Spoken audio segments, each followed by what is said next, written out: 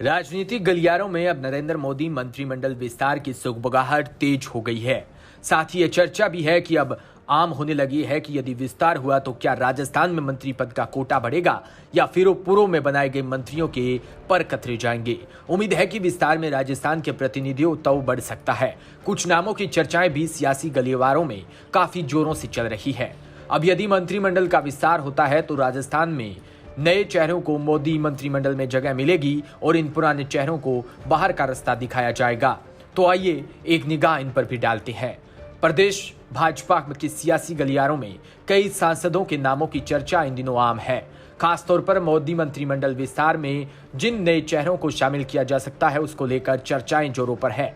बताया जा रहा है कि यदि मंत्रिमंडल का विस्तार होता है तो उसमें संभवतः सांसद दिया कुमारी को नए और महिला चेहरे के रूप में लिया जा सकता है। इसी तरह सांसद सुमेधानंद, राहुल कसवा और सीपी जोशी के नाम की भी चर्चा है। हालांकि सुमेधानंद और राहुल कसवा में से यदि किसी को मौका मिलता है तो फिर सुमेधानंद का पलड़ा थोड़ी भारी नजर आ रहा है। वह इसलिए क्योंकि इस नाम का प्रदेश नेतृत्व के बीच सहमति होगी। वहीं योग गुरु बाबा रामदेव का भी सुमेधानंद को साथ और समर्थन मिलेगा। वहीं अनुसूचित जनजाति समाज में आने वाले जसकौर मीणा और राज्यसभा सांसद डॉक्टर किरोड़ी लाल मीणा के नाम की भी चर्चाएं जोरों पर है। वहीं राजस्थान से आने वाले राज्यसभा सांसद भूपेंद्र यादव और ओम प्रकाश माथुर का नाम भी मोदी मंत्रिमंडल में मौका मिलने की संभावनाओं को लेकर इन दिनों चर्चा में है।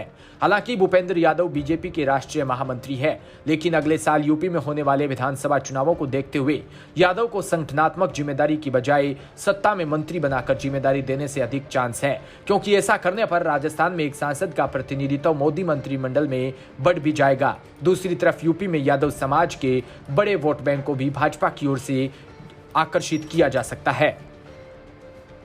इसी तरह ओम प्रकाश माथुर भाजपा के वरिष्ठ नेता भी है और प्रधानमंत्री नरेंद्र मोदी और अमित शाह के लंबे समय तक करीबी नेताओं में शामिल भी रहे।